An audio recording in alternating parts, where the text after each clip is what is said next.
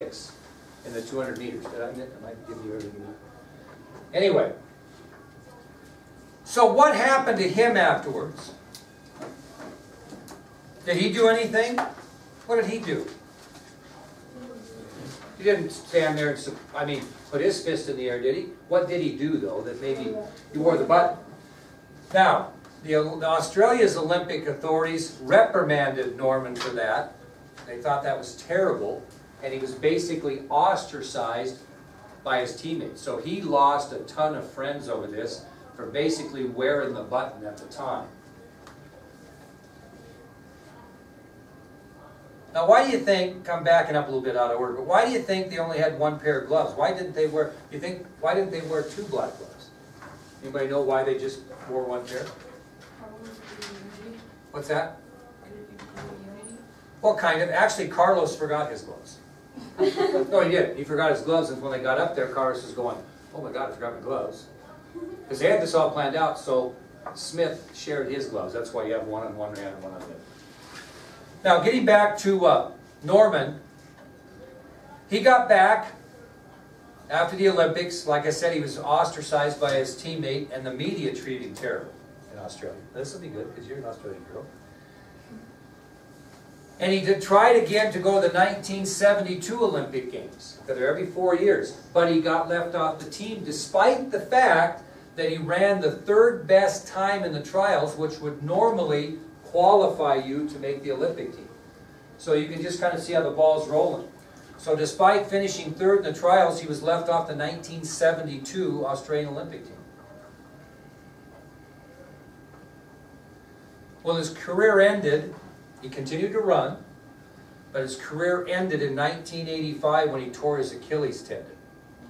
And he got gangrene in the injury. You know what gangrene is? It's a bad infection.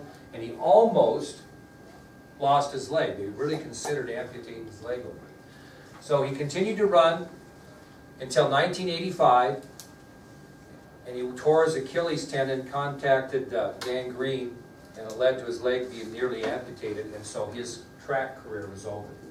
So what did he do after that? What can sometimes happen to you when athletics is your only vice? What?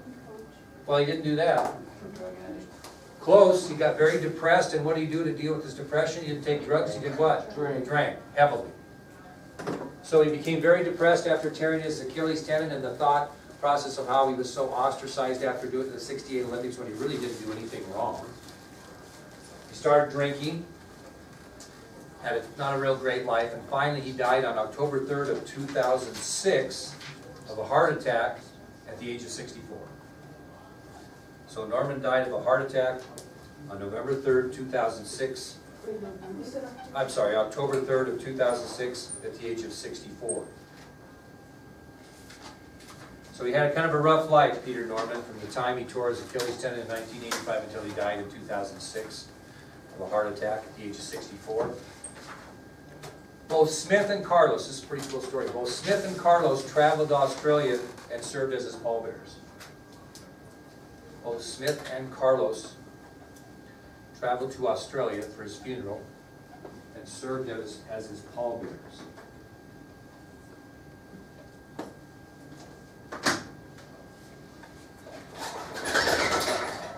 In 2008, this is a cool story, because things changed from 1968 to 2008. How many years is that? 40. In 2008, ever heard of the ESPN ESPY Awards? Both Carlos and Smith were honored with the Arthur Ashe Courage Award, highest honor you can get for their courage in standing up for what they believed in 1968, despite the ramifications of what happened to them.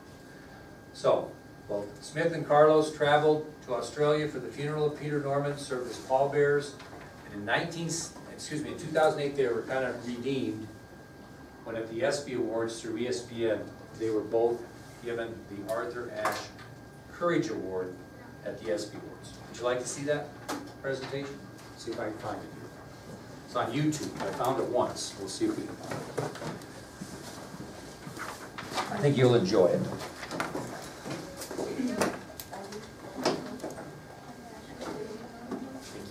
October 3rd, 2006. I hear it all.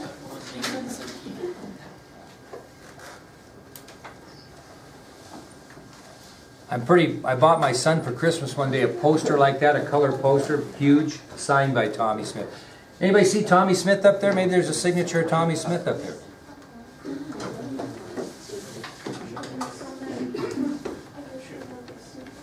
Anybody see it? It's right in that area. No, it's right. It's right. You can see. It's right under Yeah. Bob. Josh. Right below Bob Beeman, isn't it? Yep. That's a hard autograph to get, by the way.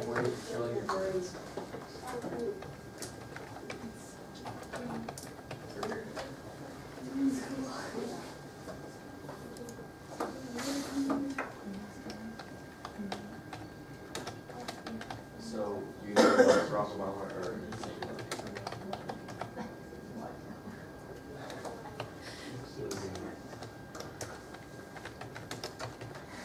that's America.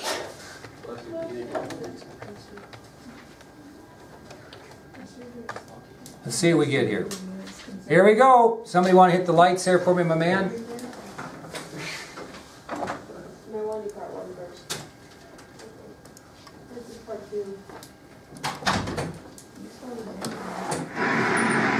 Ladies and gentlemen, please welcome the recipients of the Arthur Ashe Award for Courage, John Carlos and Tommy Smith.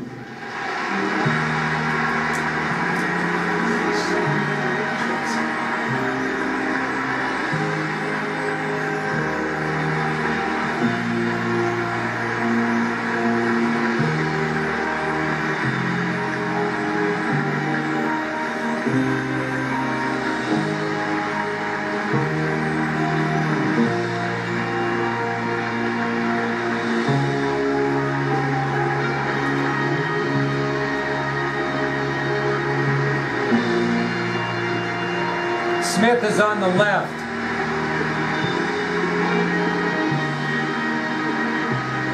Your left.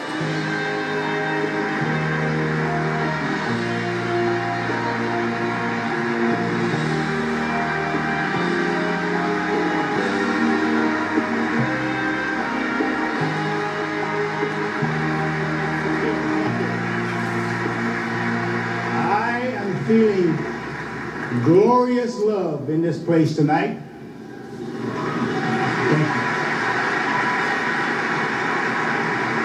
Thank you, Arthur Robert Ashe Jr., for your faith and your courage of light that has brightened many paths to the ends of darkness. Many eyes shut have been opened. I challenge us all to become proactive through fair play.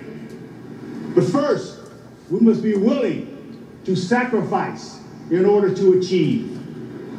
Thank you, my wife, Delois, my Black Rose, for your strength.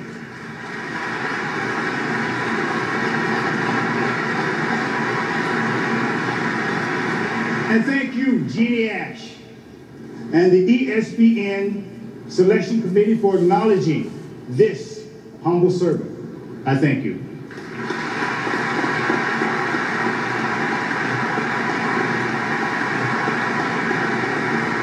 To receive this honor today is the highest honor that any athlete can achieve.